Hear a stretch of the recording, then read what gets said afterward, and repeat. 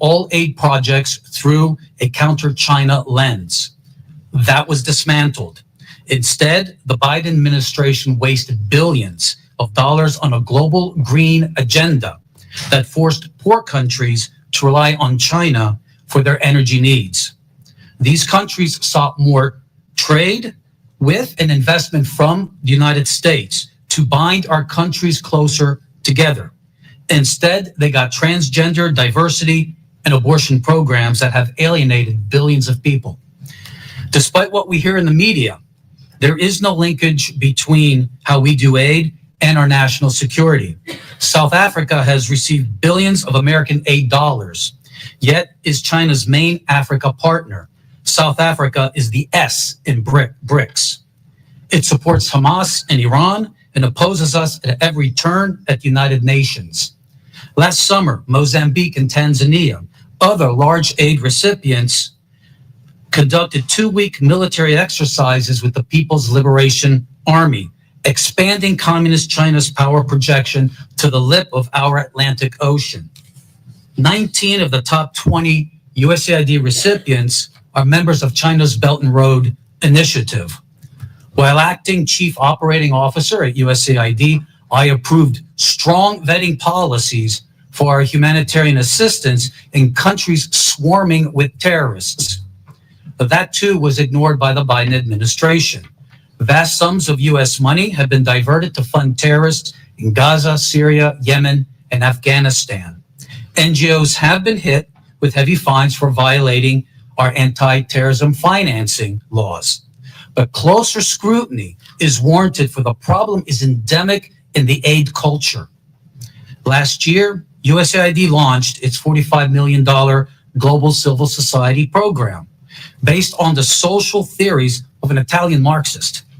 Literally, we have been funding radical NGOs around the world that oppose capitalism, democracy, NATO, and Christianity.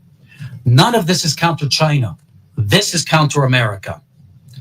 Again, a resounding yes that foreign aid can be a powerful tool of diplomacy to promote freedom, prosperity, and peace in accordance with our national interest and our values, but not as an instrument of progressive imperialism. Regardless of which party controls the executive branch, aid officials must ensure that every single foreign aid program can pass the Middle America smell test on waste, fraud, and abuse. Aid decisions must always secure bipartisan support. There must be full transparency on who is being funded and what they're doing, not only for the members of Congress, but especially for the American people. The fiduciary failure of our aid officials over the past 4 years has done tremendous damage to foreign aid's credibility and America's standing in the world. Thank you, and I look forward to your questions.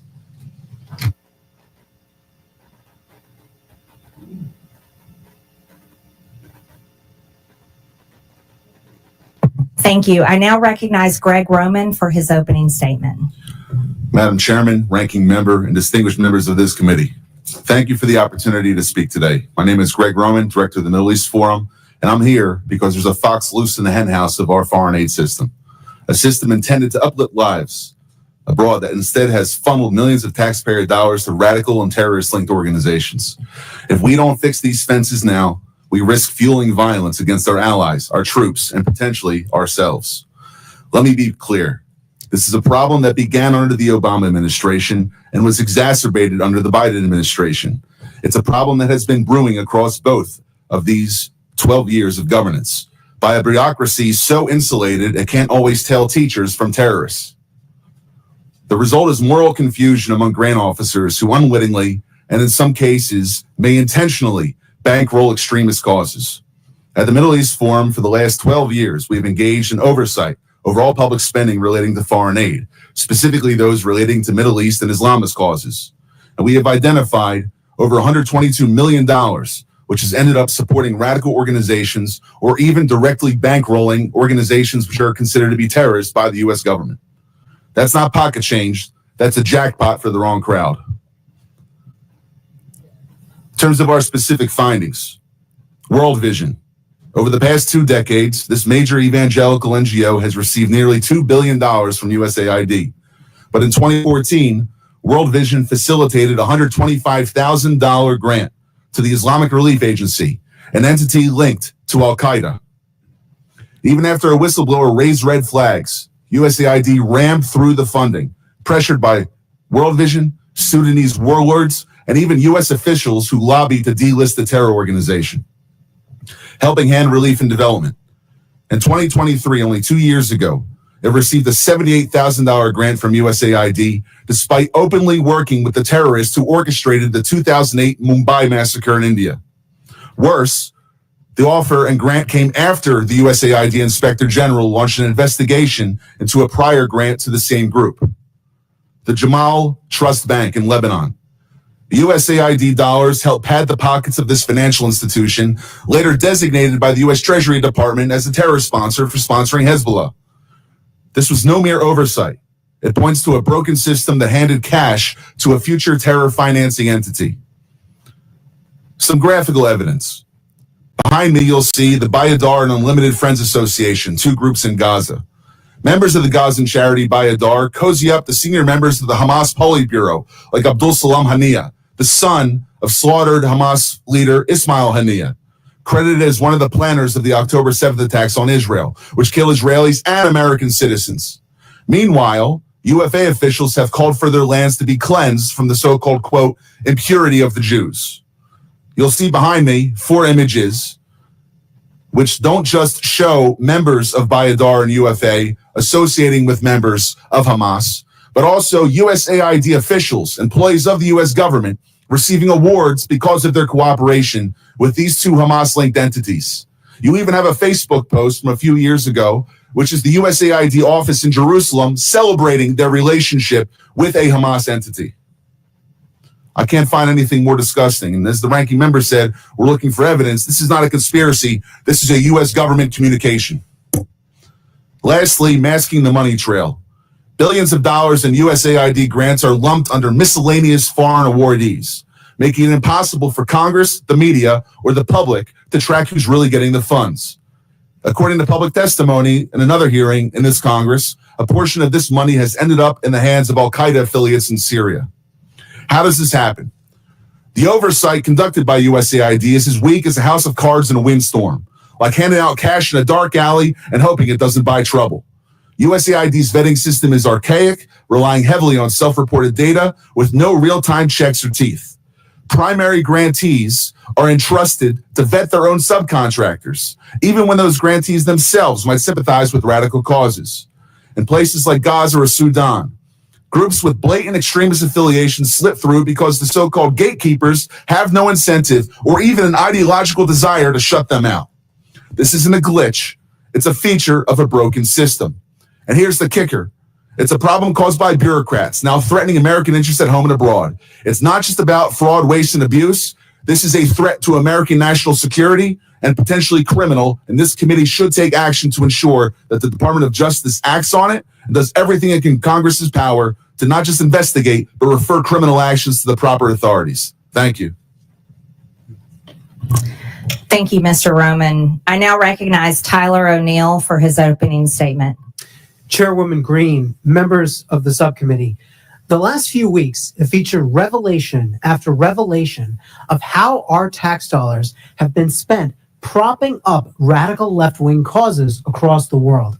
Yet what struck me about the abuse of foreign aid has been the connections with leftist activists here at home. As a senior editor at the Daily Signal, I researched the left's dark money network, which propped up the influence campaign I expose in my book, The Woktopus. I found that leftist elites prop up NGOs that staffed and advised the Biden administration, pushing unpopular policies on the American people through the bureaucracy. In my remarks, I will present 3 examples of how the left's dark money network intersects with just one agency focused on foreign aid, the U.S. Agency for International Development. The views I will express in this testimony are my own. The left's dark money network features George Soros and his Open Society foundations, the Tides Foundation, and the network of nonprofits established by Arabella Advisors. Right here. These groups, which you can see on this chart, funnel cash to DEI, transgender, and climate alarmist causes, divisive issues that the Biden administration prioritized over addressing the concrete needs of the American people. The left's dark money network has deep ties to USAID, which has rightly received renewed scrutiny under DOGE and after Elon Musk shined a light on it. While the Open Society Foundations has stated that it does not receive funds from USAID or direct USAID's spending, the Soros-founded nonprofit has a long history with USAID. In 2001, the Soros Foundations Network, which became Open Society, listed USAID among its donor partners. Open Society and USAID have jointly funded the Organized Crime and Corruption Reporting Project, a news outlet that attacked conservatives for, you guessed it, criticizing Soros. Open Society and USAID also jointly fund the East-West Management Institute. Among other things, the institute launched court changes in Albania that critics allege resulted in the prosecution of Albanian opposition leader Sali Berisha, silencing the opponent of the country's socialist prime minister. Open Society has hired at least 5 former USAID staff, including at least one high-level official who worked at USAID providing services amid political transitions in foreign countries. Former USAID Administrator Samantha Power met at least twice with Open Society leaders. USAID has directly funded a different organization in the left's dark money network, the Tides Center. The agency has awarded more than $27 million in grants to the center. You'll find the Tides Foundation right here. The Tides Center has funded many of the leftist groups that influence the Biden administration, and it also operates its own in-house nonprofit called Palestine Legal, which represents anti-Israel rioters in court and gives them legal advice. Former USAID staff have also gone on to work for Arabella Advisors, which is a for-profit company that set up pass-through nonprofits. These groups allow donors to support specific projects without being associated with these projects. One of the nonprofits, New Venture Fund, set up a secretive group called Governing for Impact. Even though Governing for Impact had existed for barely 2 years and did not appear in a Google search at the time, its leaders met with and advised top staff in the Biden administration, executive-level bureaucrats who oversaw the vast federal bureaucracy. Leaders of the Rockefeller Foundation, another funder in the left's dark money network, previously held roles at USAID, including the former administrator, who now serves as the foundation's president. Other USAID staff have gone on to work at the nonprofits that staffed and advised the Biden administration, including the Center for American Progress, the Human Rights Campaign, and the American Civil Liberties Union.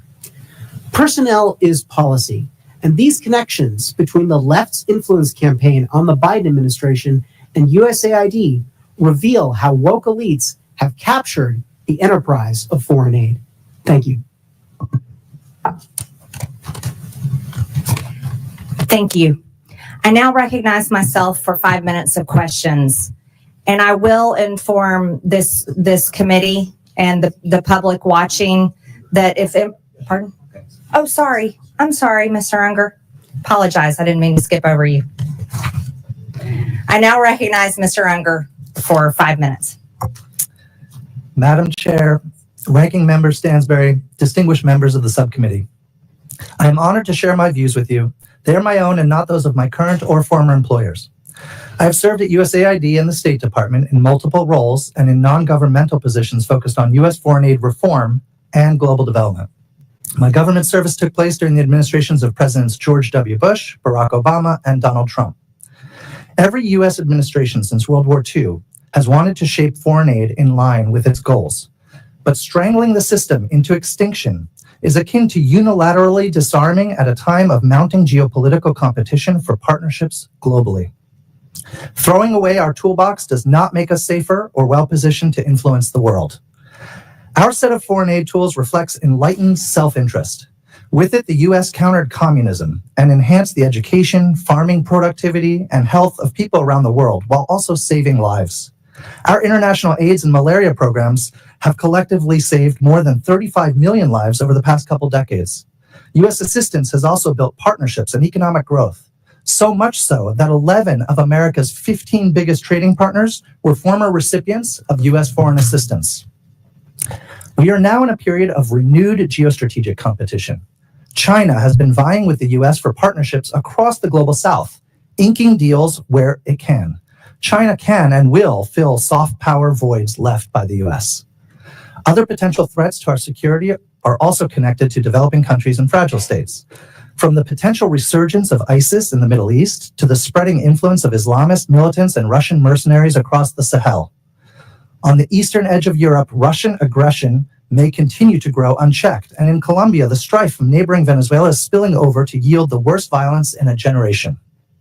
With that backdrop, the administration has abruptly and collectively disabled U.S. tools of foreign assistance. The White House has said it is cutting programs that do not benefit Americans, but their approach is dismantling many programs that help Americans, thereby cutting off our nose to spite our face. This is evident in many ways.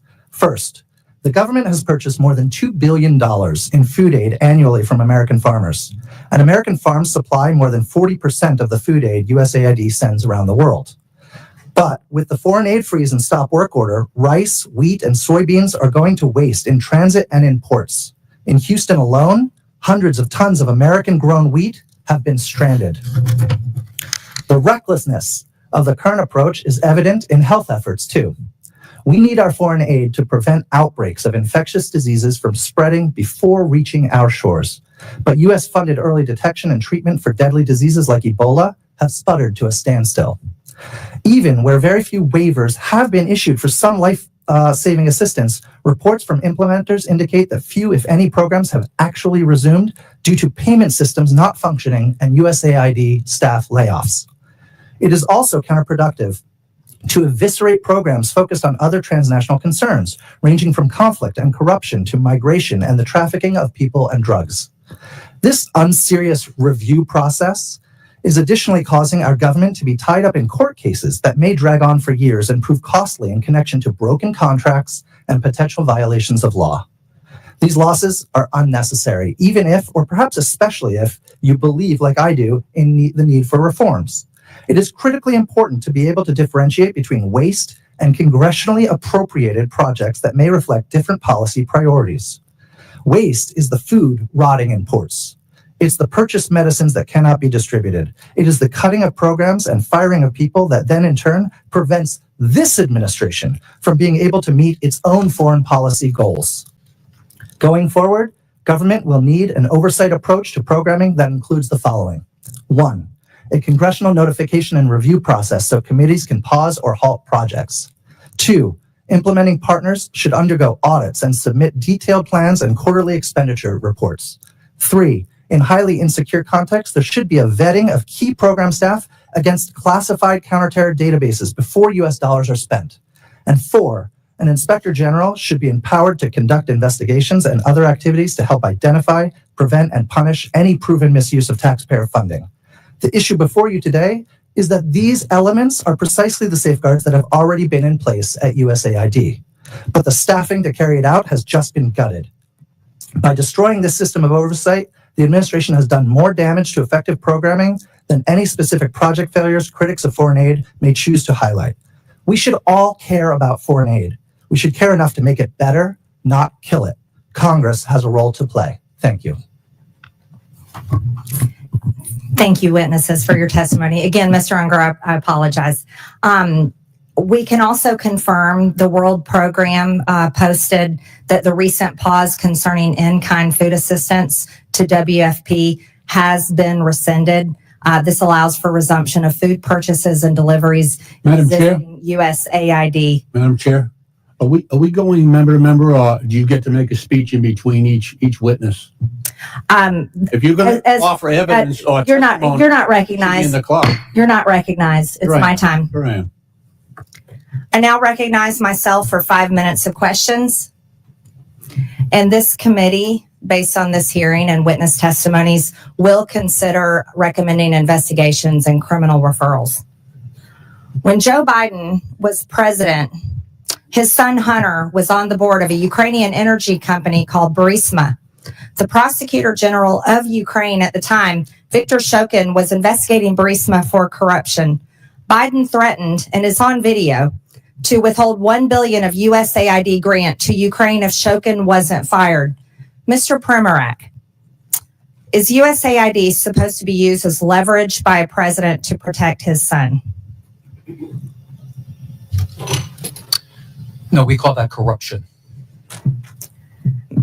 Mr. Primorak, in your estimation, roughly what percentage of USAID funding is doled out to bad actors or to efforts that don't have the best interests of Americans in mind? I think what troubles me most is learning, I believe last year, following the hard work of the House Foreign Affairs Committee and Senator Joni Ernst, that USAID has been paying out over 50% to overhead charges. The Office of Inspector General of USAID criticized the agency for not knowing the overhead charges being handed out to all of these actors for $142 billion of disbursements. That is extremely troubling. Yes. Mr. Primorak, Samantha Power, Biden's USAID administrator, openly spoke about her agency's efforts to promote democracy around the world. In your estimation, Mr. Primorak, is that what she was doing? If not, what was USAID doing during the Biden administration? Let me cite the Holy Father, Pope Francis, who accused USAID and other donors of promoting ideological colonization, pushing a radical ideology onto the developing world that is anti-family and anti-life. It has been asserted that USAID spent tens of millions of American taxpayer dollars to promote propaganda in Brazil in the lead up to the Bolsonaro-Lula election in 2022. It has been claimed that this funding was used to pass censorship laws and silence Bolsonaro's online presence, and even bar him from running for office in the future. Mr. Primorak, can you offer any insight into these allegations, or at least comment on whether the U.S. should play a role in toppling democratic processes around the world?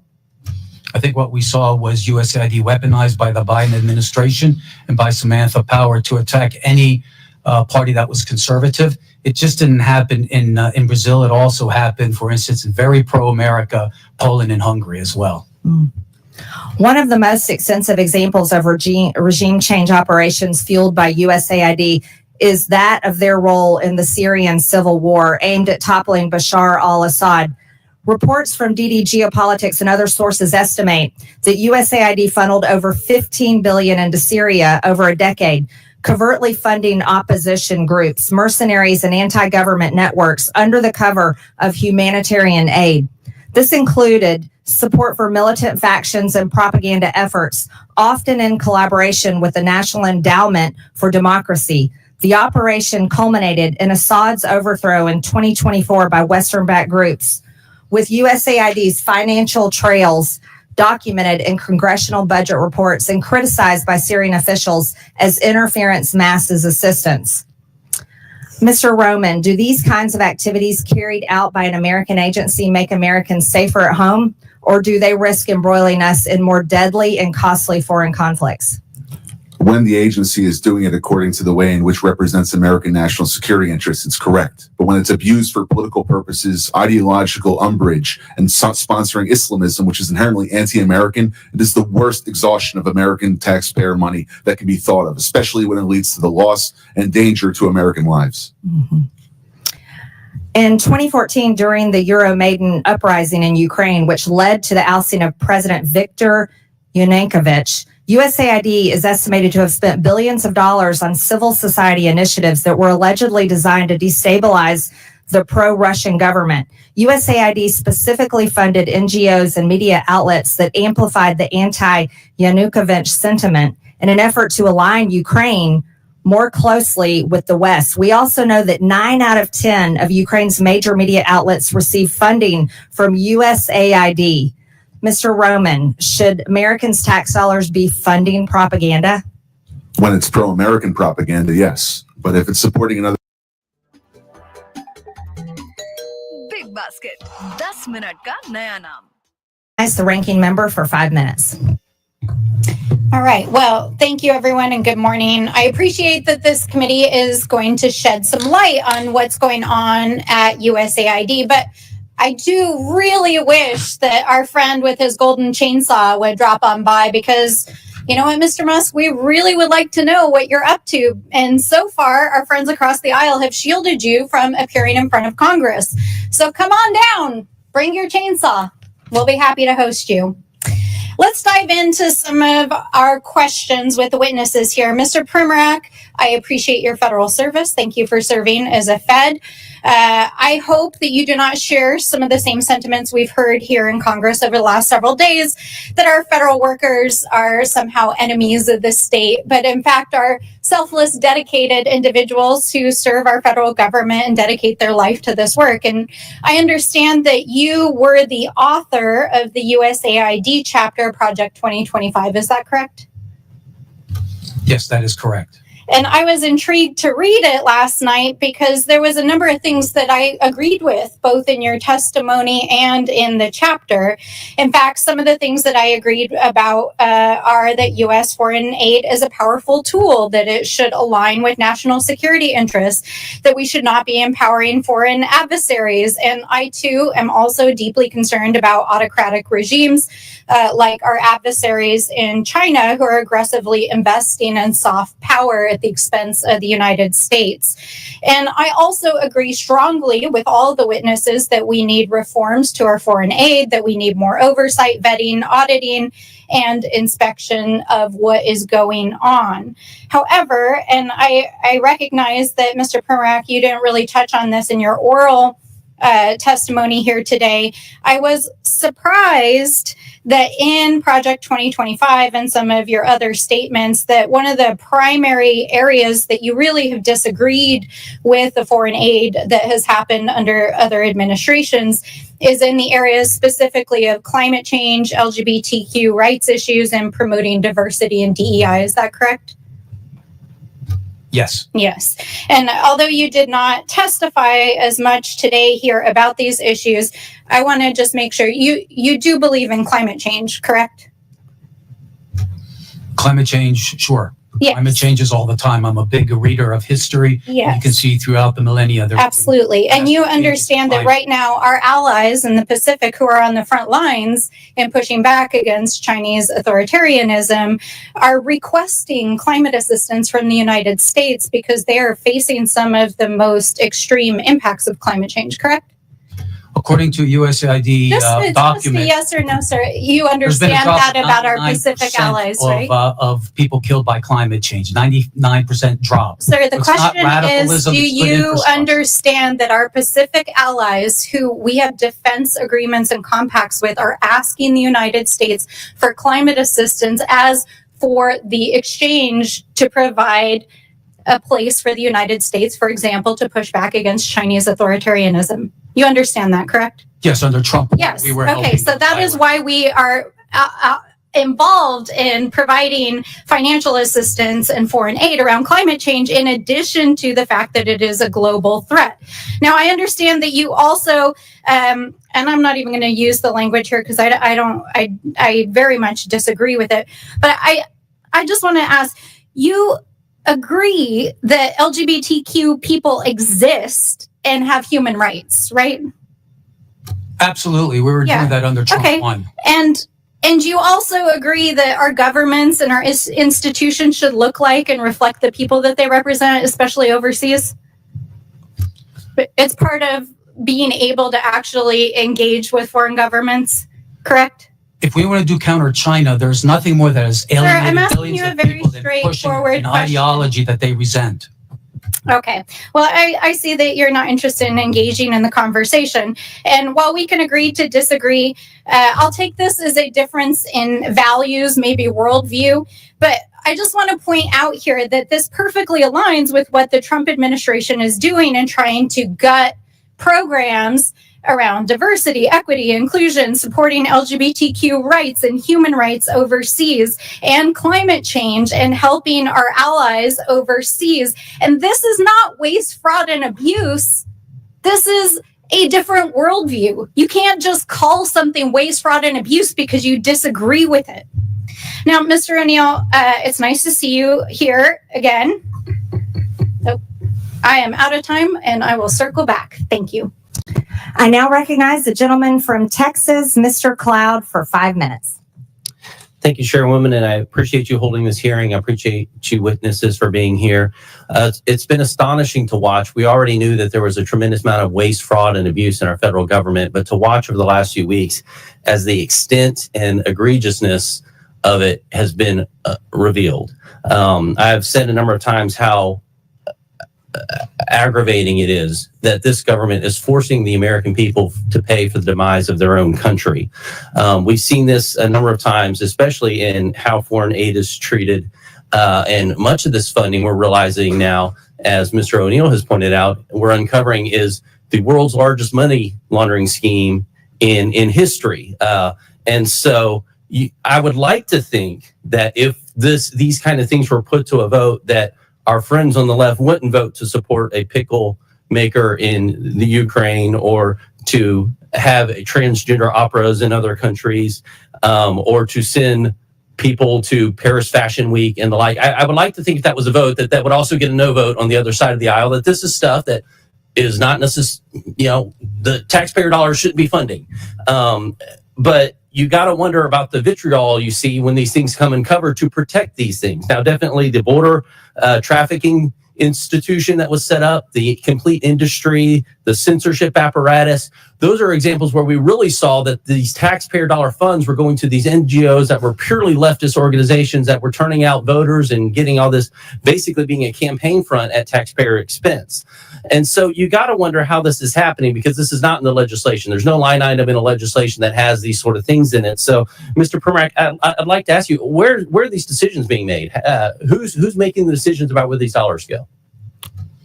This is a combination of cooperation between the Congress and the White House. I can tell you that during my tenure at USAID, everything that we did had strong bipartisan support.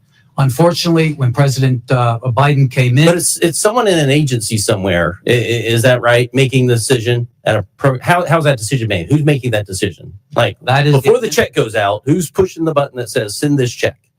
It starts with the administrator, goes down to the bureau level and the office level. But in the end, contract officers have to make sure at the Office of Acquisition Procurement that these are following U.S. laws and the policies of the president. Contract officers. Now, are these people elected? We hear a lot about elected officials making these, certain decisions. There's no one at USAID that is elected. So the people sending money are not elected officials. Okay, just wanted to clarify that. One of the issues we've had is trying to track this dollars once it goes out, to bring accountability to it. And there is no connection that we've been able to find to an employee ID number, for example, connected to where the grant money is going out or the contract money is going out. We're working on legislation to fix that. But one of the things that's really disturbing is the fact that some of the money that's going out doesn't even have a name of where it's going out. You talked about that, Mr. Roman. Could you speak to that for a second? It's to the tune of billions of dollars. Correct. Miscellaneous foreign awardees. The issue with it is that while the individual grantees have to apply for a vetting process that USAID conducts,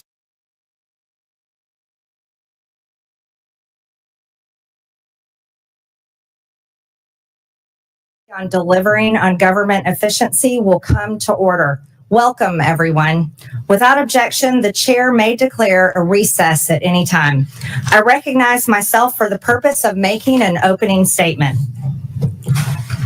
Good morning. I want to welcome everyone today to today's DOGE to apply for a vetting process on delivering on government efficiency will come to order. Welcome, everyone. Without objection, the chair may declare a recess at any time. For terrorism. So this is one of those cases where it's only legal if the government's doing it. Right. In the opening chairman's remarks, she was saying that this is about fraud, waste, and abuse. And if it was anyone else, it's as if though a private citizen can't do this. But if a U.S. government agency or bureaucrat wants to give money to a terror organization, it's okay. Yeah, I find that atrocious. I think the American people do too. Mr. Pribrak, I want to touch on one thing because I've talked to ambassadors across the world, and you hear this. We'd like to align ourselves with the United States. We don't want to align ourselves with China, but when we're talking to China, they're talking roads, bridges, infrastructure, those kind of things. Things we traditionally know as soft power. But right now, when they're talking to the United States, what they've gotten from our State Department over the last few years is social reengineering. Many of them have come to say, you know, our nation espouses Judeo-Christian values. They don't. And even as I talk to pastors across our country who are working to send millions into missionaries, their eyes in Christian universities to understand the fact that our State Department is actually sending billions to counteract those ideals. Could you speak to that? You can quickly answer, and we have to move on. I've spoken to many foreign African officials, for example, when they're meeting with Mr. Blinken, they were ready to talk counter-genocide. Instead, they got to social reengineering. Okay. I now recognize the gentleman from Massachusetts, Mr. Lynch, for 5 minutes. Thank you, Madam Chair. First of all, I want to thank the witnesses for helping the committee with its work. I've been here a while, so I was here actually when President George W. Bush was confronted with wars in both Iraq and Afghanistan. And in the midst of that, members of this committee, I was in the lead because I was chair of the National Security Subcommittee. We went to Iraq and Afghanistan, and we vetted some of the billions of dollars that the president spent over there. Some of it was wisely spent in the best interest of protecting our sons and daughters in uniform. Others purely wasted that I think fell into the hands of our enemies. I think that has been true of every administration that had tried as they might to strengthen America's national security by investments abroad.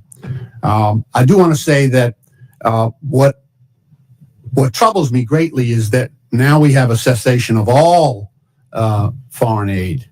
And, just take Ukraine, for example.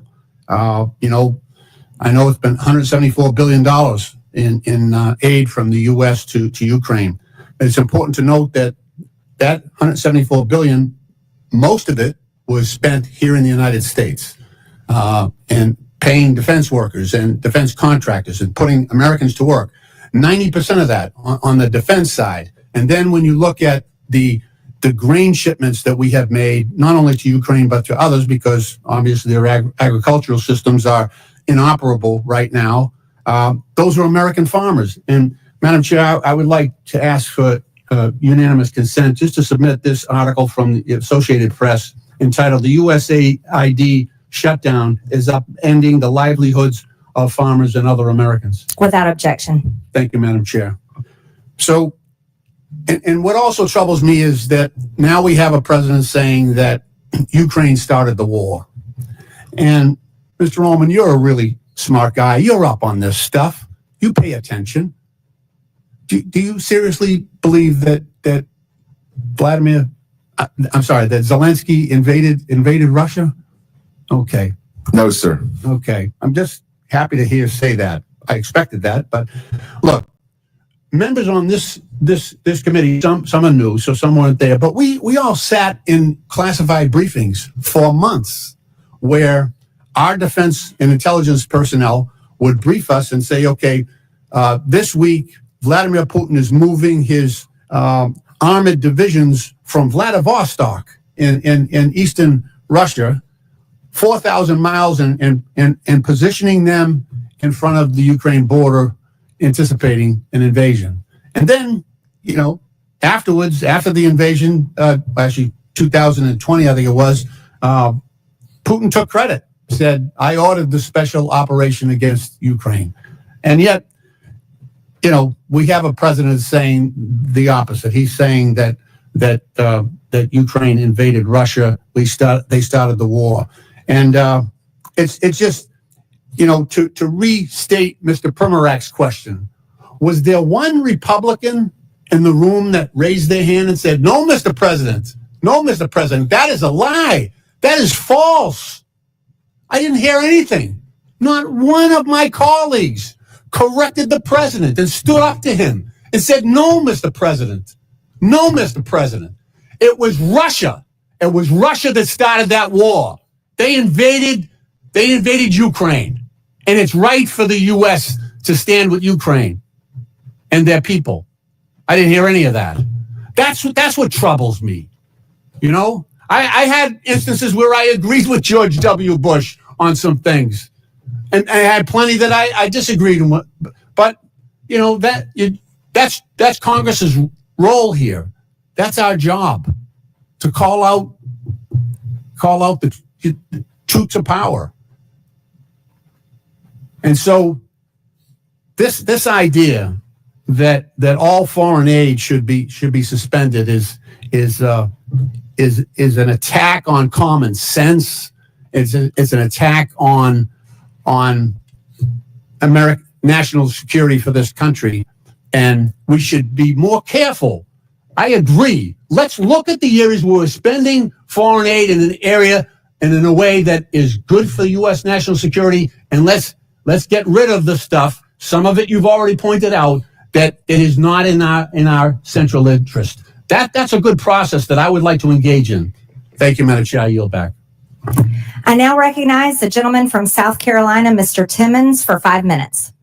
Thank you, Madam Chair.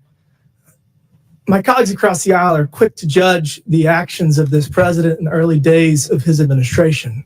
But I didn't hear any loud voices from across the aisle when President Biden, who was clearly experiencing severe cognitive decline, ran this country. I don't even know who was running the country. I don't know who was making the decisions. I don't know how those decisions were being formed and who was signing the executive orders he was engaging in.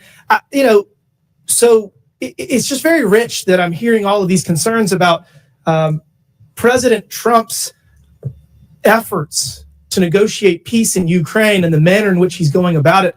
And I hate it, but I think I have to set the record straight, because President Trump and his team went to Munich to the security conference just weeks ago, and they were engaged in diplomacy. They were trying to create an opportunity for the United States to have a financial and economic interest in the future of Ukraine. And that was through a minerals deal. The U.S. has a strategic interest in having a long-term supply chain for rare earth minerals. And so President Trump said, we can get on board with this. Let's do this. It might not be the NATO membership that they want, but it's a close second. And so your concern is related to those conversations, because Zelensky originally said, yes, let's do it. That sounds like a good deal. And then within 24 hours, he backtracked. He did 180. And he actually started disparaging President Trump. And he was disparaging the administration. So, President Trump said some things and tried to create pressure to then bring Zelensky back to the table. Oh, guess what? Guess who's on the way to Washington to sign the minerals deal? So I get it that my colleagues across the aisle want to throw stones at everything that President Trump does. My favorite was when President Trump was engaging with Canada and Mexico, and the Democrats didn't even have time to throw stones at his attempt to bring them to the table, secure their side of the border, because it only took them 4 or 5 hours to come to the table. The articles hadn't even gone to print yet. So, look, President Trump is going to negotiate peace in Ukraine. He's going to bring all of our hostages home in Gaza, and he has deserved the leeway. Now to the issue at hand, USAID. 77 million people voted for President Trump because we are out of balance. The Biden administration, whoever was running the show, engaged in ridiculous policies that the American people disagree with, whether it's with DEI or trans policies, whatever it is. We're turning the page, and we're not going to abdicate our leadership in the global community. We're going to hit reset, because we are so out of balance that all we can do is go to zero and then build back. Because we're not going to spend $2 million on sex changes in Guatemala or $32,000 for a transgender comic book in Peru. These are ridiculous policies that the American people have overwhelmingly said they do not want. So, Mr. Roman, to the issue at hand, how do we make sure when we get our foreign aid back running that we don't give money to terrorists? That's a great question. So there's 4 recommendations that I would offer. The first is no more miscellaneous listings, as we had heard from the gentleman before. We have to use public vetting processes that require complete transparency, encourage independent audits, and mandate Can we go strict back to screening. that? Why did we not have transparency before? I have, for the last 18 months, been trying to get information about a grant made to what we believe is a Hamas affiliate.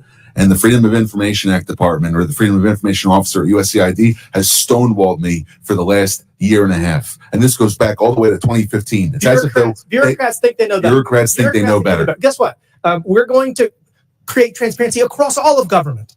And that is what President Trump is doing through Elon Musk. Elon Musk has been asked by the president to serve. And he is going to bring transparency, not just to USAID, to every single nook and cranny of the government, because that is what the American people want. And it's 2025. We have the ability to do that. Mr. Roman, continue. What else can we do to make sure? I'll go quick. I know we're limited. Stronger accountability mechanisms, clawback provisions, stiff penalties for misuse, criminal investigations if you go towards the terrorism financing. The State Department, under Secretary Rubio's review, must have a roadmap for better oversight. And lastly, the legislature must give teeth to its funding bills. We have to be able to have robust penalties, transparency mandates, and real-time oversight tools rather than waiting 3 years to get reports from contractors when they've already committed the violation past the statute of limitations. I'm out of time. We all know sunlight is the best disinfectant, and that's the path forward.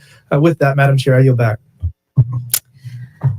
Thank you. A member of the public audience made an obscene gesture. It was caught on camera to a member of Congress.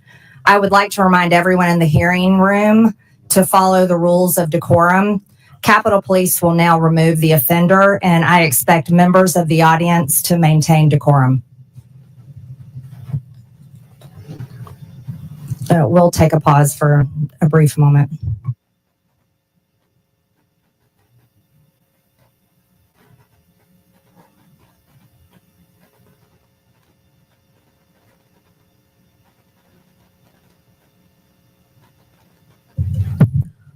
Point of order or a point of clarification, Madam Chair.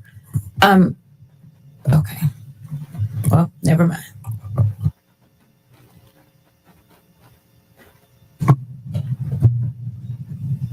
Do you have a parliamentary inquiry? No. Okay. I'm okay now. Okay. I now recognize the gentleman from California, Mr. Garcia, for 5 minutes.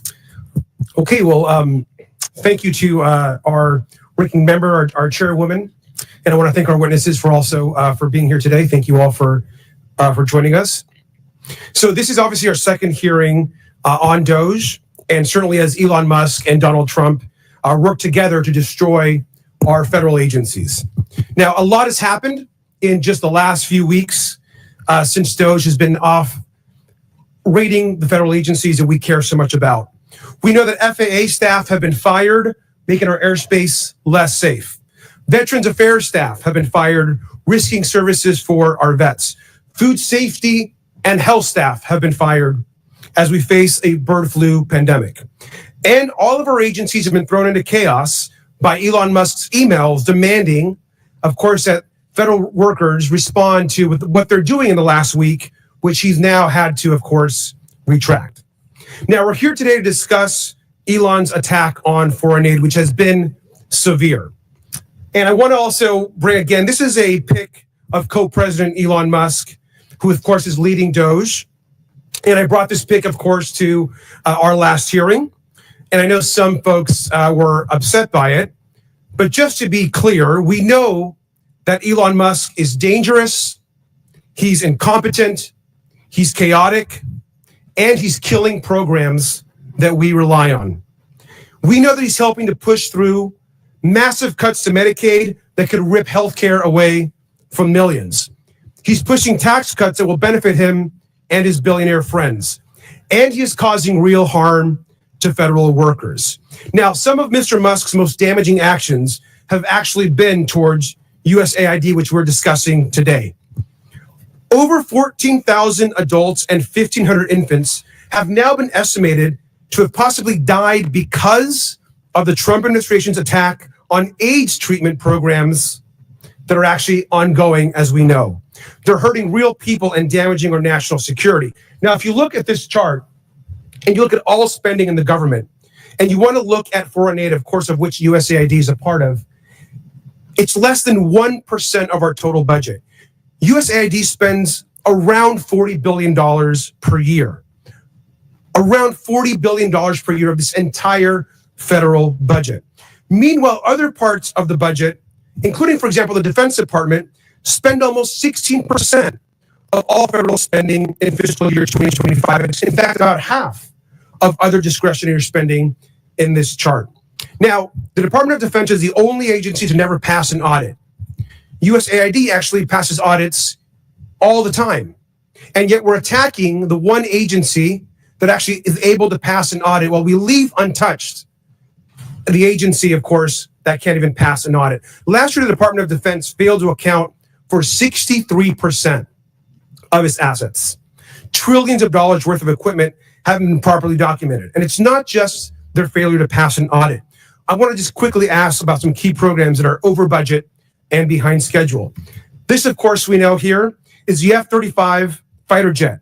Will cost us $2 trillion over the course of its life cycle. These planes are often delivered late. They often cannot fly. And right now, we know that the F-35 is $183 billion over budget. Mr. Unger, which is more, the $183 billion cost overrun of the F-35 or the entire USAID budget? The former that you mentioned, sir. And this is the Littoral Combat Ship. The Navy, by the way, thinks this is basically useless in actual combat. Could have a lifetime cost of over $100 billion, according to ProPublica. Mr. Unger, that's also way more than the entire USAID budget. Is that right? Yes, way more. Thank you. And I also want to just ask you about the Central Intercontinental Ballistic Missile Program, which has seen its costs soar over 81% during its program cycle. It costs $141 billion with cost overruns and soaring program cost. Mr. Unger, you know what I'm going to ask you, but is $141 billion more than the entire USAID budget? Absolutely. Mr. Unger, Elon Musk and his companies have received about almost $40 billion in government contracts, loans, subsidies, and tax credits. That amount, that roughly $40 billion, is basically enough to run USAID for an entire year. Is that correct, Mr. Unger? That is correct for USAID's budget and the programs that it manages. The majority isn't talking about Elon Musk programs or asking them here to testify. They're attacking USAID and are supporting a billionaire who gets richer every single day. We got to push back every single time. And with that, I yield back. I now recognize the gentleman from Tennessee, Mr. Burchett, for 5 minutes. Thank you, Chair Lady. Mr. Roman, are you aware that we are sending $40 million a week to the Taliban? Yes, sir. Can you name other instances of foreign aid going to terrorist organizations? We have assisted al-Shabaab in Somalia. There's been instances of the Hamzi network in Sudan, Hamas, Islamic Jihad, Hezbollah, Kataiba Hezbollah, Hayat Tahrir al-Shams in Syria. Dozens of terror organizations have received indirect assistance from U.S. foreign aid. Could you elaborate a little bit on the mechanisms in place that are to stop foreign aid from going to terrorist groups, and why are they not working if we have any in place? Sure. And I would note that these are, you notice these are terrorist weaponry. You see some AKs, SKSs, some snipers, some clips, some clip carriers, probably made in China. And I believe these are small landmines here beside right there. Let's use Gaza as our case study. $2.1 billion in American taxpayers' money to Gaza since October 7th when Hamas invaded southern Israel. USAID money was going in terms of an emergency use authorization to try to go to parties that USAID formerly had a relationship with in the Gaza Strip. They had to have been vetted by OFAC. They should have been vetted against the special designated terror list from the State Department and from other Treasury organizations. Waivers were granted because they said that there was an emergency use to have that money come in to Gaza, thereby jettisoning the usual typical screening procedures. As a result, 90% of aid that was going from the United States by way of its agents in Gaza ended up in Hamas-controlled areas. And this is ridiculous. Essentially, what the U.S. assistance to Gaza did was underwrite the ability for Hamas to survive until the ceasefire was just passed a few weeks ago. There was no strategic thought for it, and there was no screening. Seems like the emergency might have been to arm terrorists to kill civilians. Would that be accurate? That's accurate, and even more than that, Samantha Powers, the administrator for USAID, was intent on having Israel not be able to defend itself. To not be able to defend it. Correct. Mr. Pramarak, is that correct? How do you say that? Pramarak? I got Burchett, man. Nobody gets mine right, so don't worry about it. What is it? Pramarak? Perfect. All right, thanks, brother. How did terrorists exploit our foreign aid loopholes? Well, we have a lot of our international. You pull your mic up. I'm sorry. Can you hear me? Yes, sir. You have international NGOs and UN agencies actively lobby here in Washington, D.C. against vetting policies that would prevent it. I was the senior vetting officer at USAID, and what we did. Did you say United Nations is doing this? The UN? Sure, everybody who's getting money lobbies here. That they're lobbying against us. I'm sorry, Mr. Roman. There's actually someone who used to work for one of those lobbies, the largest NGO lobby, Interaction. One of our co-witnesses here worked for them from 2018 to 2023. USAID effectively self-funds its own external private lobby that then goes back to Congress and asks for more money for USAID. So the taxpayers fund this lobbyist who's working against American interests. Correct. Possibly killing our allies and possibly Americans. They bring together groups in Washington that oversees work with groups that kill Americans. Yeah, I don't need a flow chart to show that. I appreciate it. Do you think USAID programs have been aligned with the national security interests of the U.S.? No, they have not. They have actually helped China. Mr. Roman? No. Okay. How do these programs compromise our national security, Mr. Pramarak? They actually push China. They actually push much of the world towards China on the green energy agenda. They push people, ordinary people, billions of people towards China because of the resentment caused by our social reengineering. Are we being lobbied by these pro-communist China groups currently? A lot of these countries don't even have to lobby because they get the money anyway, like South Africa. Yeah, and in fact, these lobbyists have come to the House and have tried to kill legislation like HR 160, which was meant to increase transparency in USAID's funding of overseas organizations. Is that a current piece of legislation? That's from the last session. And give me that number again. HR 160. And what does it do? It was meant to give U.S. lawmakers the ability to have higher transparency in terror financing investigations aimed at scrutinizing extremist groups. Mr. Pramarak? We had a regulation before we left in the last administration that anybody who touches money in countries where there's terrorists, those names have to go through databases, terrorist databases. That was overturned by Biden. Overturned by Biden. Chair Lady, I am currently 5 seconds, but I wanted to mention something. There's a lot of rhetoric used on this committee, and I would urge my friends on both sides of the aisle, let's stick to the actual information. This rhetoric is, I've received death threats, and I know the chair lady has, and it needs to stop. We need to tone it down. Thank you, chair lady, and thank you. Thank you, Mr. Burchett. Madam Chairwoman, I'd like to ask for unanimous consent to enter a few items into the record relating to the waivers that have been provided by the Secretary. And because Mr. Burchett just went now, there is some reporting, and perhaps he's in the room if he'd like to respond, Madam Chair. In this reporting, it says that Representative Burchett told a reporter that he has a real problem with a report that 2 DOGE employees blocked PEPFAR funding that should have been granted a waiver by the Secretary. and said that if it was a mistake, they should have been fired. We also have numerous reports here that these waivers may exist, but they're not being enforced. And there are thousands of federal aid workers across the world right now that are stranded, as well as international aid that is sitting in ports and docks. If you have the documentation without objection. I'm not sure if my name was besmirched. Am I allowed to respond or not? It's fine either way. No, it's just a report. I'm not. Okay, but anybody that works for the president that goes against what he says, he has a right to fire them. So thank you. Absolutely. I now recognize the gentleman from Texas, Mr. Kassar, for 5 minutes. I'm going to do something that I've never done in a congressional hearing before, and that is plead for help from the American people, plead for help from my Republican colleagues on something that we actually all agree on, because lives are at stake right now. I'm going to start by describing the facts on the ground.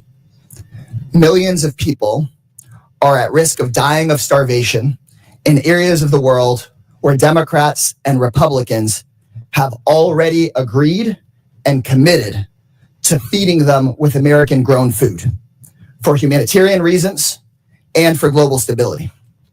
But yesterday, I spoke with people in charge of warehouses in Sudan and Ethiopia, warehouses full of food, but because of DOGE, that food is trapped in the warehouse, out of reach of starving and dying moms and kids. In those two countries alone, 150,000 children and moms are at risk of dying this month if that food is not delivered from the warehouse to them right up the road. Everyone agrees that's not supposed to happen. Republicans voted for this food and Democrats voted for this food to get out. Secretary of State Marco Rubio says the food should go out as part of his life-saving waiver. DOGE Chairwoman Marjorie Taylor Greene started this hearing by saying that life-saving food programs should still be running. We have paid for the food and we have shipped it, and it is sitting trapped in the warehouse because DOGE is blocking the payments needed to get the food out to the people who need it. So here's what that means. It means that kids are dying, and more will die tomorrow, of severe acute malnutrition. If you want nightmares, just Google severe acute malnutrition and look at the photos. The way that healthcare workers determine if a kid is dying of this is they measure their bicep.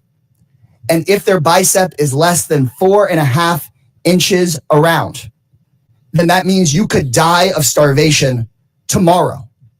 Think of a kid's arm fitting through this hole. Think of your kid's arm fitting through this hole. These kids could die tomorrow.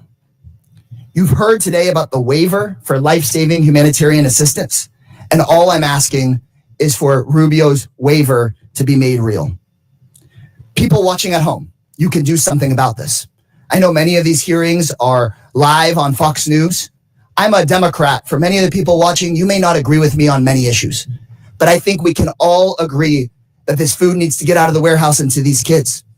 I've gotten phone calls from conservative friends, people of faith that moved to Africa to live out their faith of I was naked and you clothed me, I was hungry and you fed me. And they agree that this food should be given out. So call your Republican congressperson, call the White House, tell them you know they didn't mean to do this, that this food needs to go out tomorrow. If you're in the press, cover this story. Ask questions about Ethiopia. Ask questions about Sudan. Tell the world about this.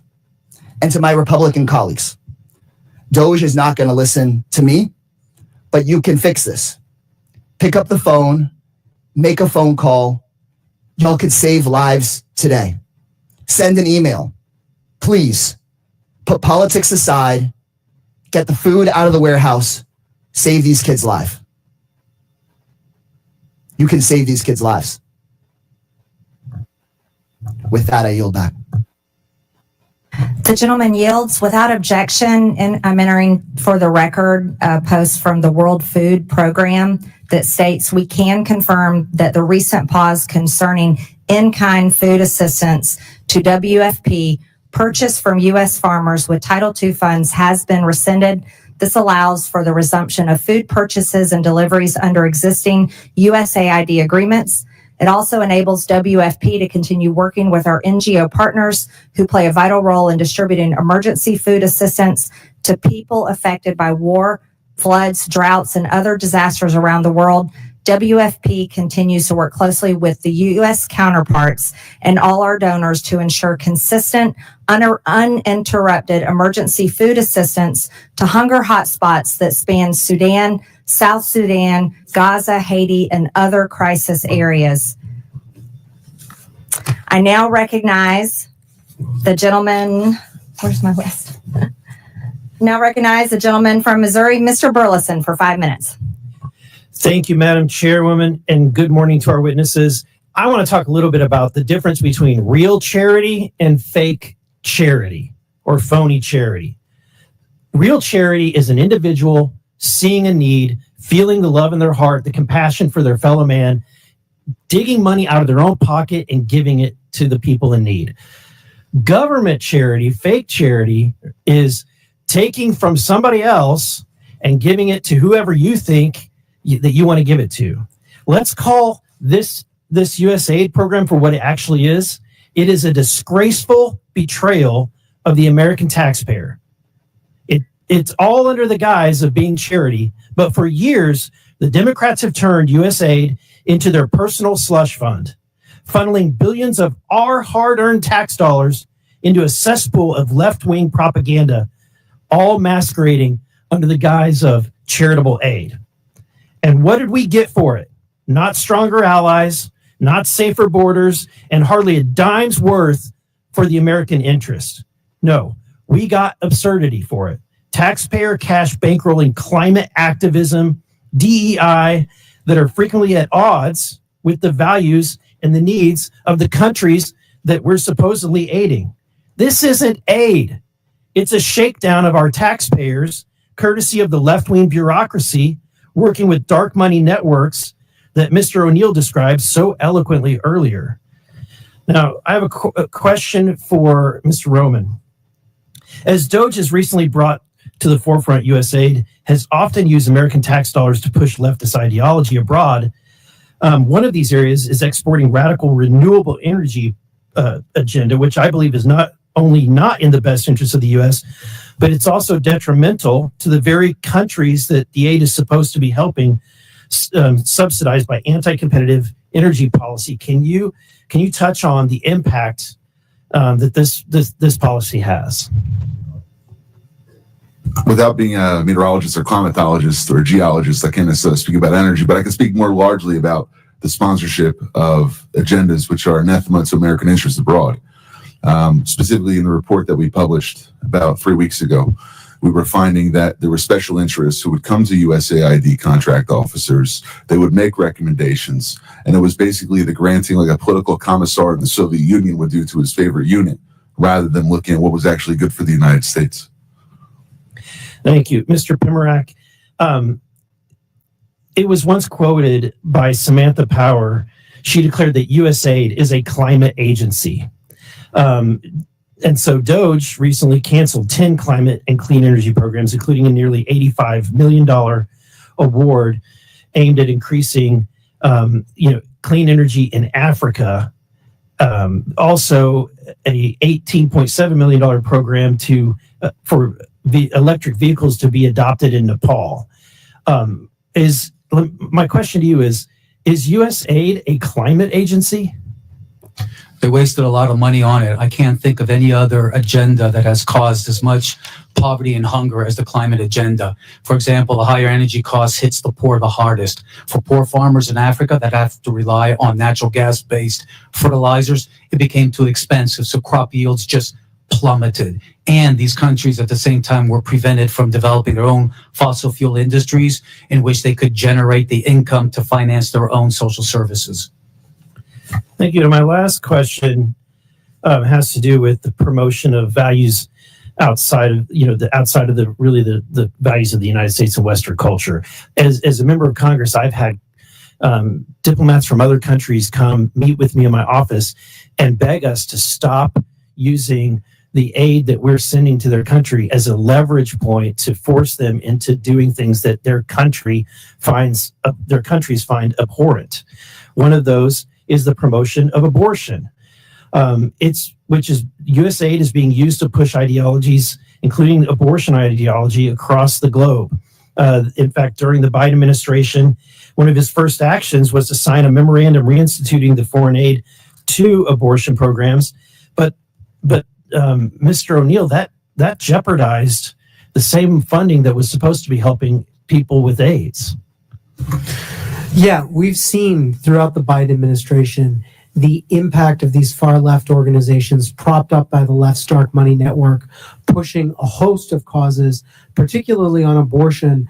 I have a big chapter talking about the prosecution of pro-life protesters. Thank you. I yield back. I now recognize the gentlelady from Texas, Ms. Crockett, for 5 minutes. Thank you, Madam Chair. I just want to see if we can level set, because I don't know if people truly understand the point of USAID. First of all, can I just ask you really quickly, each of you, yes or no? Do you believe that soft power matters? Yes or no, Mr. Unger? Yes. Yes. Yes. Absolutely. Okay, so for the American people, because I don't know that there's been a conversation about soft power, but soft power is basically our way of building diplomacy around the world. And so how we build that diplomacy probably looks different in every different administration. But the issue that I have right now is that some would argue that we've taken a butcher knife where we need a scalpel, or others would just say that we are throwing out the baby with the bathwater. But either way, we are not accomplishing our goal, because as it's been laid out, we have people that have gone hungry. We have people that have died. So let me try to make sure that people understand what it is that soft power is, which is building diplomacy. The next part of that I want you to understand, those of you that are watching, is that as members of Congress, we do have congressional oversight to the extent that we actually travel the world. We go, we sit down with world leaders, we talk to them about the programs that we have, we talk to them about trade. We also have an opportunity to go and visit and talk and see exactly how our dollars are being spent. And if you are a good member of Congress, you do that. And I do want to tell you about an experience in Africa, but I got to get through these other remarks. So if I have a chance, I'm going to tell you why I believe in this with my whole heart. We all know that my Republican colleagues have a weird fetish with dictators or wannabe dictators. So it should not come as a surprise that they're here attacking global democracy programs. For 6 decades, USAID has been vital in reducing global poverty and hunger, helping to resolve health threats like the Ebola outbreak, which reached Dallas, where I represent, in 2014, and countering regional threats from Russia and China. Not only is pro-Putin President Trump threatening economic warfare against our closest allies and partners, he's blaming Ukraine for Russia's invasion, threatening military force against Greenland, and starting tariff wars with Canada and Mexico. He's also defying a court order to release billions of dollars in U.S. foreign aid. This committee should be providing oversight of the executive branch's illegal impoundment of federal funds. But we're here today so the chairwoman can peddle new conspiracy theories about U.S. foreign aid. The dismantling of USAID is just another part of the Republicans' chaotic foreign policy and pro-dictator agenda. Republicans are turning their backs on American farmers who provide nearly half of USAID's global food assistance. I'm going to stop here really quickly, because I think what happens is that when the American people hear that we're sending out money, they believe that we're just dropping bags of money places. And that's not what we do. But let me tell you, China does. China does. Because I've sat down and I've talked to people, and one of the reasons that we are behind China is because they have argued that there is no red tape. And China is like gangsters. Like, think about the biggest, baddest guy offering you money when you want it, like a loan shark, right? And then when they come back to get their money, they want your firstborn, your secondborn, and everybody else. That is who China is. But a lot of people that are desperate for money, they go for that, because in America, we're going to say, no. We're going to take care of our farmers. We're going to make sure that our farmers are the ones that are giving you the food. We're going to make sure that if you want arms, those arms are going to come from us. So I want people to understand, we don't just go with black bags and drop off bags of money like that. It's not that simple. But I want to get to a couple of questions because I know I'm running out of time. Mr. Unger, the chairwoman stated that, quote, the federal government has been sending billions after billions of dollars to push left-wing ideology, fund radical extremist groups, and usurp the will of the people abroad and here at home. Is saving 20 million lives through the president's emergency plan for AIDS relief, or PEPFAR, part of some left-wing ideology? Yes or no? No, in fact, Okay, I gotta PEPFAR was created by Republicans. It was created by Republicans. Thank you for that fact. In fact, it was a Bush, a Texan. What about eradicating polio in nearly every country and cutting malaria deaths in half? No. Okay. So here's the other thing, and I don't know if anybody knows the answer to this question. We have been talking about USAID and trying to pretend like it's the devil, but when we look at the numbers, is it 50% of our budget that goes to USAID, Mr. Unger? Yes or no? The money that goes to AID is less than 1 cent if all of the federal budget is $1. Thank you. It is less than 1% of our budget. So we are focusing on less than 1% instead of the other 99%. I need the American people to wake up and recognize and start asking questions about these other areas, such as The gentlelady's time has expired. I now recognize the gentleman from Georgia, Mr. Jack, for 5 minutes. Chairwoman, I wanted to ask for unanimous consent to enter an article into the record from this morning. It is an article from the Washington Post this morning titled, Judge Orders Trump Administration to Pay Millions in USAID Funds that the UN World Food Program is owed more than $820 million in funds, from just this morning. Without objection, so ordered. Mr. Jack? Well, thank you, Madam Chairwoman, and I want to commend you for holding hearings, trying to ensure that the taxpayer dollars is held accountable. Our last hearing, I just want to note for the record, we discussed the $2.7 trillion over the last 20 years that has been distributed through improper payments and wasted, taxpayer dollars wasted over the last 20 years, 2.7 trillion. And one of the things I want to talk about today are some of the general waste, fraud, and abuse we've seen within the USAID program. So if I could start with Mr. Primarak, what was USAID's original mission and mandate, and how has the agency strayed from those initial priorities from your perspective? It was started in the 1960s to combat Soviet imperialism, communist imperialism, and it did a good job. It responded to a lot of natural disasters, did a good job, helped to integrate former Warsaw Pact countries as allies of the United States, did a good job during the Clinton administration, but especially afterwards in the Obama administration, and it went full scale under the Biden administration, started pushing a social reengineering agenda. And if I can speak to that for a moment, what would you say are the main deficiencies in USAID's vetting and oversight process that has led to this waste, fraud, and abuse? It's an aid industrial complex that refuses to have accountability and oversight. And Mr. Roman, if I could ask you just to expand upon that. Sure. I'll give you an example of the Together Project in civic space. Islamist organizations which work with designated terror organizations in different Middle Eastern countries and territories came under attack by our organization, the Middle East Forum, back in 2017. They put together a lobby which acted as an umbrella to go to Congress to say, ignore that organization that's exposing public data about money going to radical organizations. They're so-called, quote unquote, Islamophobic. So by using politically charged language, they try to cover up their associations with terror organizations. Then they went back to USAID, said, look, Congress is going to fund us now because we lobbied for successful bills and they got more money. And what steps would you say, Mr. Roman, are needed to be taken to ensure grant recipients follow the rules and cooperate with the policies in place? I think there's a gap in vetting and enforcement, allowing funds to move both directly and indirectly to extremist-linked groups. You have to have a pipeline where all the money that's coming out of U.S. government coffers is traceable exactly to which organization and subgrantee it goes to. And then once, if you have $1 touch one individual, that individual or that organization has to report back to be compared against U.S. vetting databases before a check is cut to them. And if I could ask the same question to you, Mr. Primarak, what are some steps we could take to ensure the grant recipients don't evade some of the requirements needed? I think we need to have a consolidated website where every single award and sub-award is on there, where not only members of Congress can look at it, but the American people who fund this can go through it. And that's the kind of transparency and accountability that's going to force folks to be careful what they do. And if I can just ask, we'll go back to Mr. Roman. I really appreciated that example. With what time I have left, Could you offer any other examples of mechanisms by which entities evaded transparency requirements, something that we all talk about, and we've all seen the egregious spending across the board that's been illuminated by many members of this committee over the last 2 weeks. But when it comes to evading some of these requirements, I want to speak directly to that and enter that at the record to the extent you could share. There's a bifurcation of the problem. One is the organizations which are abusing U.S. taxpayer dollars, but the second is the bureaucrats who are allowing them to get away with it. Sometimes because they're not looking and being blind to the issue. Other times because they're intentionally pursuing an ideological agenda that Congress didn't appropriate or authorize. You have to direct funding to have individuals that are getting money to be able to authorize that money, and the reports on the grants that they make after the funding period is over should also be publicly available rather than just how much money was spent.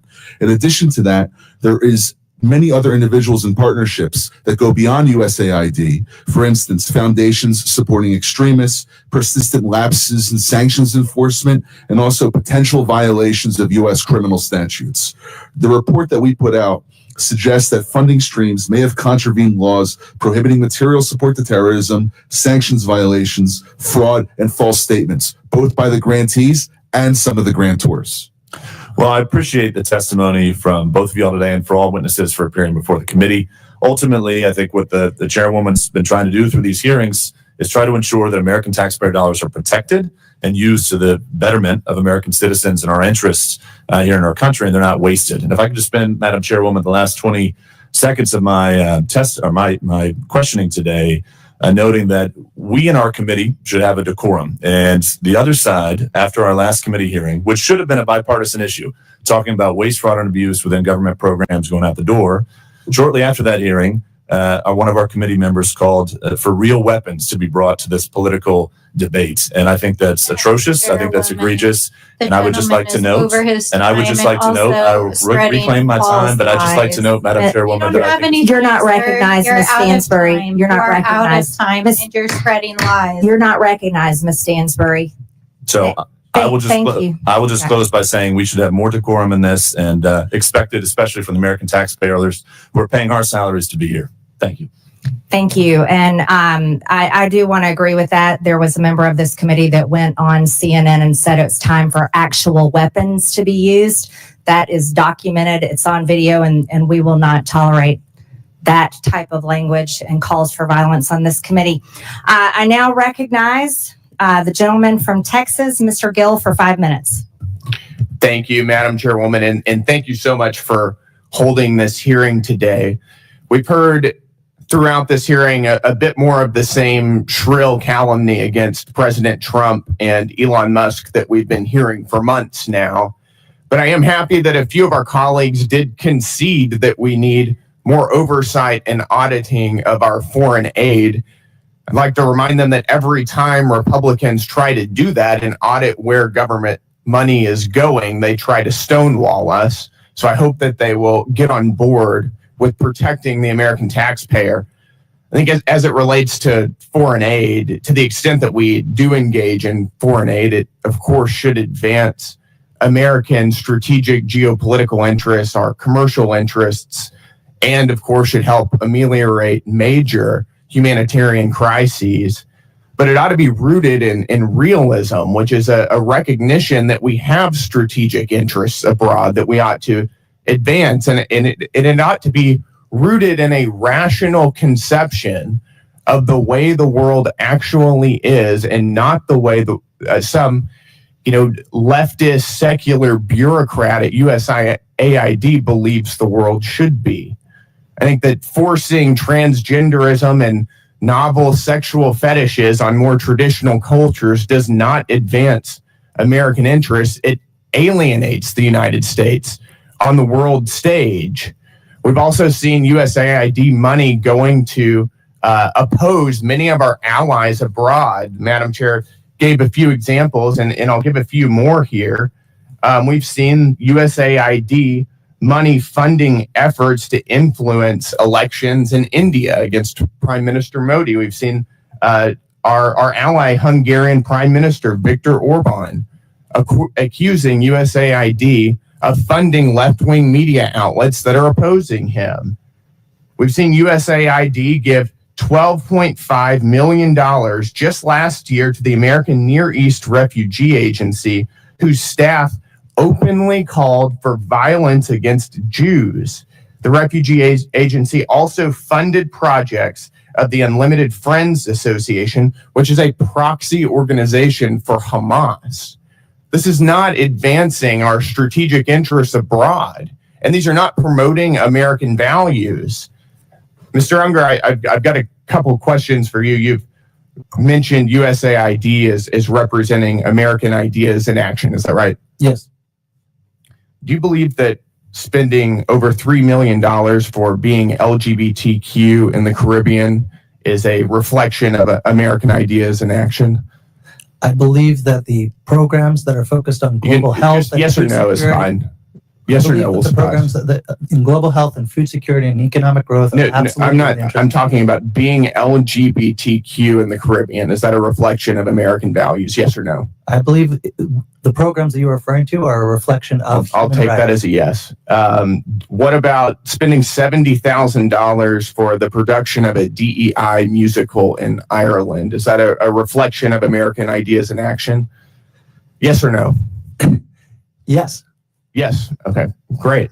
Do you think that spending $2 million for sex changes and LGBTQ activism in Guatemala is a reflection of American values?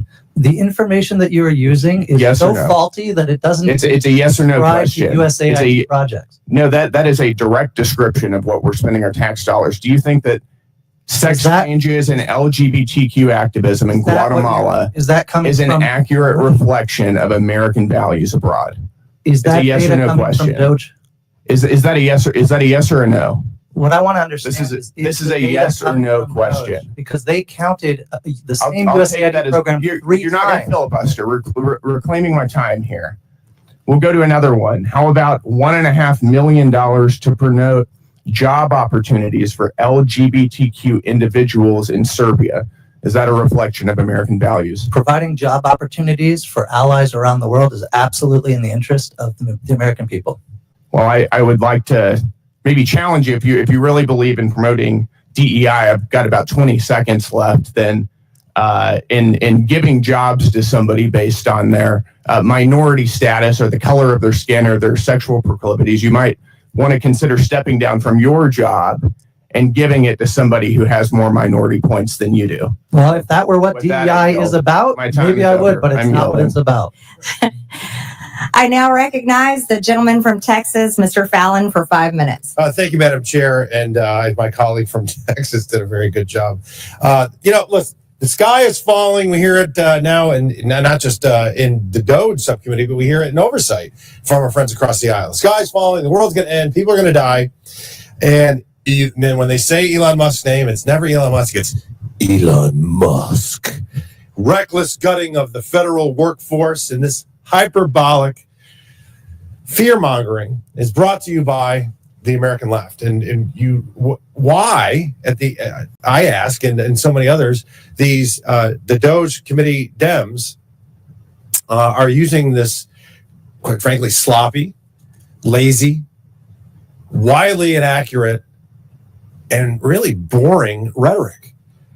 Because this administration and this president is finally acting boldly, because so many administrations in the past haven't. They're acting boldly and courageously to ensure, wait for it, that the American taxpayers' dollars fund federal workers that work. I know that may be a radical concept to some. Now, let's set the record straight as well. Secretary Rubio has made it sure. He issued a blanket waiver for any life-saving aid. I think it's $72 billion that we're spending. Is USAID the perfect vehicle for this aid? Of course not. We found that it isn't. And we also recognize that China has that Belt and Road Initiative, and they're licking their chops. And if we took that $72 billion out, they're going to fill that vacuum. So that's just hyperbolic nonsense that we do not recognize that there's a role to play for the United States in the federal aid space. But what we want to expose is $164 million going to radical organizations, $122 million of it to organizations that have aligned or at least tied to terrorists. So, Mr. Premarak, putting aside the massive issues of handing money over to terrorists and such, can you speak to other ways that our foreign aid has actually hurt the United States' efforts and interests to counter the malign influences, let's say, of the Chinese Communist Party? Our aid has created an international aid dependency. It's become international welfare. We need to put terms on these programs. The whole point of this is to help strengthen countries economically, politically, and become strong allies. We don't do that when we celebrate 30, 40, 50 years in a place. That means we are failing. The point of our jobs is to work ourselves out of a job. If we do that, if we focus more on trade, if we focus more on investment, we're going to create the kind of allies in the developing world that'll make us stronger in combating the China challenge. So you're talking about self-sufficiency, it sounds like. You're talking about taking a developing nation and helping it develop. And that's what they want. One of the countries that come to mind, for instance, that had a successful journey over the last 60 years is like a Singapore. They don't need foreign financial aid from the United States. They're a wealthy city-state now, are they not?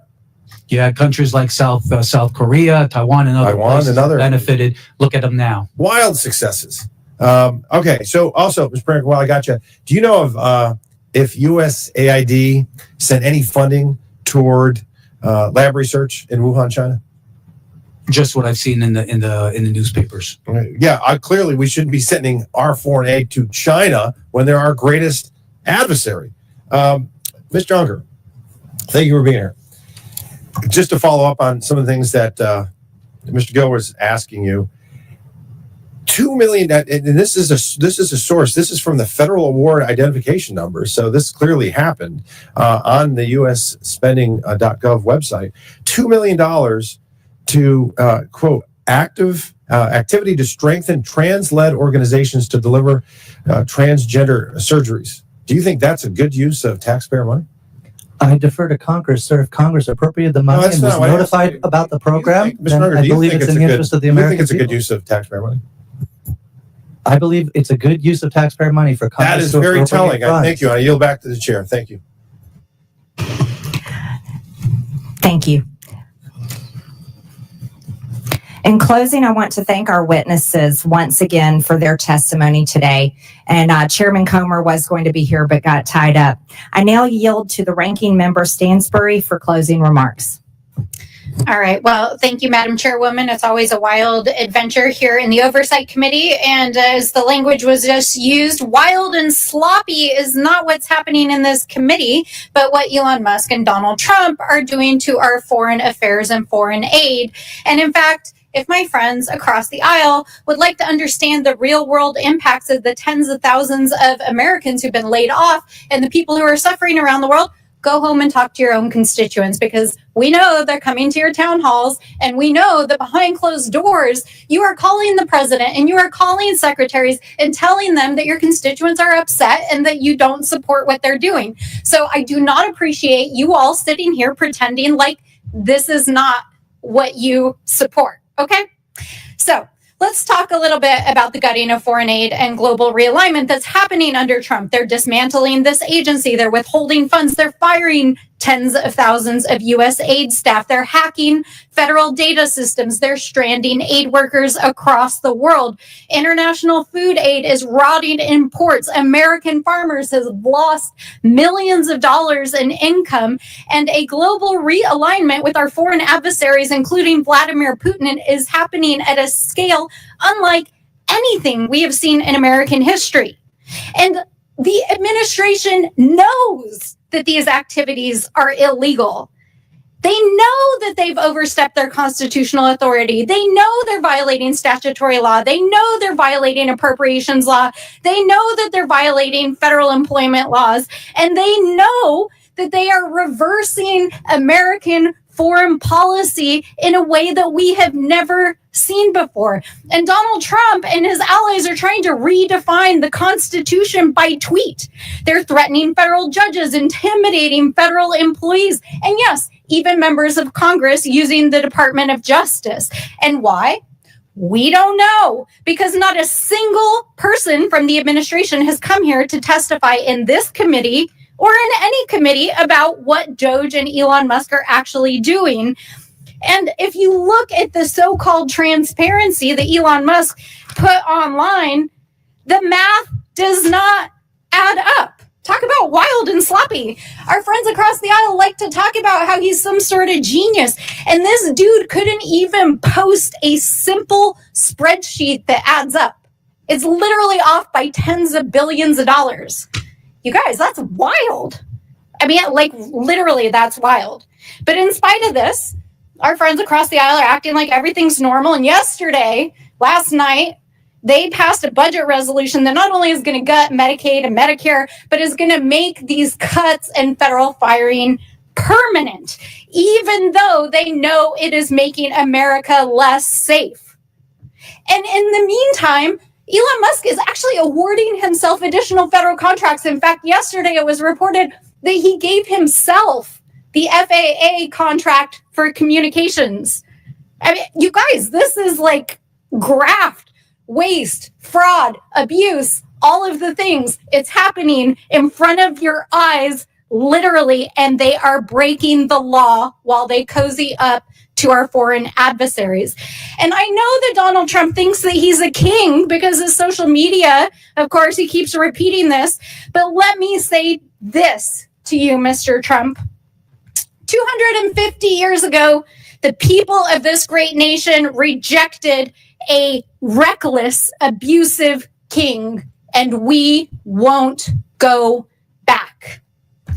And for the thousands of federal workers out there, the aid workers, the advocates, and the people around the world who are impacted by these reckless and heartless and harmful and disgusting cuts that are impacting people across the world, know that we see you.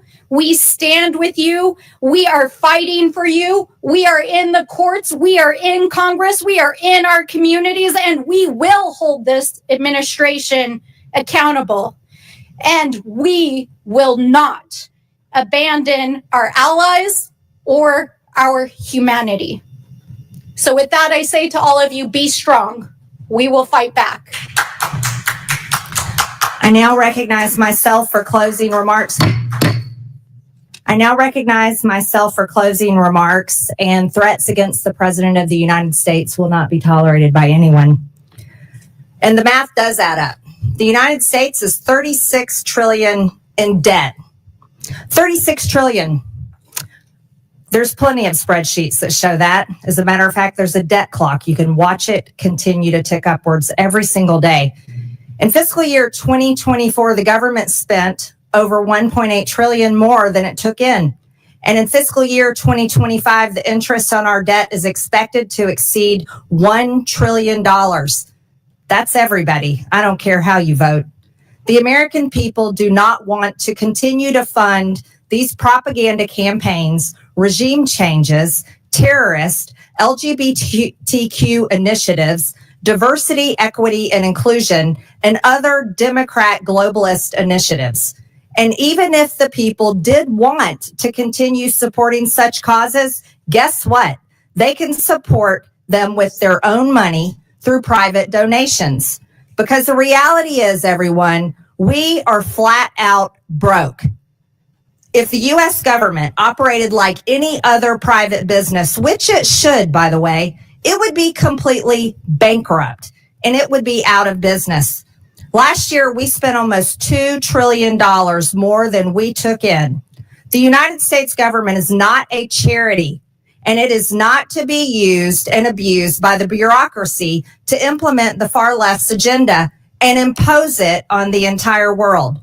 Again, 96% of all political contributions from USAID employees go to Democrat Party candidates or PACs. Perhaps that's why we're hearing all the complaining. The revolving door between USAID employees and NGOs that receive USAID funding is undeniable. Maybe we should consider investigating whether USAID funding has made it back to Democrat campaigns. Has it affected elections? The real questions the American people deserve to know answers to are these. Why are we funding 9 out of 10 news outlets in Ukraine? Why was former USAID Administrator Samantha Power visiting Hungary for the purpose of strengthening democratic institutions when Hungary is a country that is strongly democratic and members of the EU and NATO? Why was USAID co-funding joint programs with George Soros's Open Society to promote radical social agendas throughout the developing world? Why is USAID involved in the canceling of elections in Romania? Why is USAID involved in funding court changes in Albania that resulted in the prosecution of the Albanian opposition leader? Why is USAID funding censorship laws in Brazil to silence Bolsonaro? Why is USAID involved in funding the Syrian civil war? What we have learned here today is that USAID has been used as a tool by Democrats to brainwash the world with globalist propaganda to force regime changes around the world. But if USAID funded terrorism that resulted in the death of Americans, then this committee will be making criminal referrals. Lastly, if this is the funding that has come from the USAID, the United States Agency for International Development needs to be abolished. With that and without objection, all members have 5 legislative days within which to submit materials and additional written questions for the witnesses, which will be forwarded to the witnesses. If there is no further business without objection, the subcommittee stands adjourned.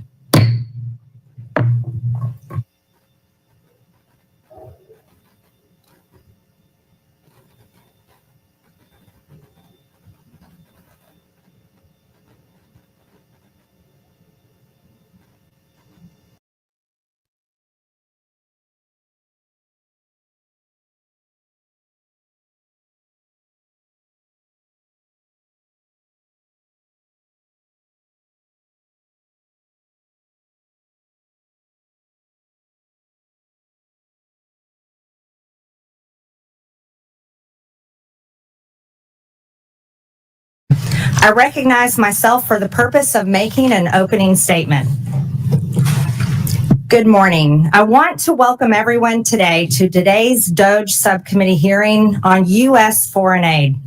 This hearing comes at an important time, a time where all of us are witnessing billions of dollars in taxpayer waste, fraud, and abuse being exposed across every agency of our federal government. It comes at a time where oversight of U.S. foreign aid has uncovered billions of dollars that have been weaponized in furtherance of globalist far-left ideologies. The American people want change. The American people voted for change. The American people have spoken that they no longer wish to be enslaved by the bureaucracy's agenda of undermining U.S. interest abroad. In 2023 alone, Americans privately donated over $557 billion of their own money. Corporations donated over $37 billion.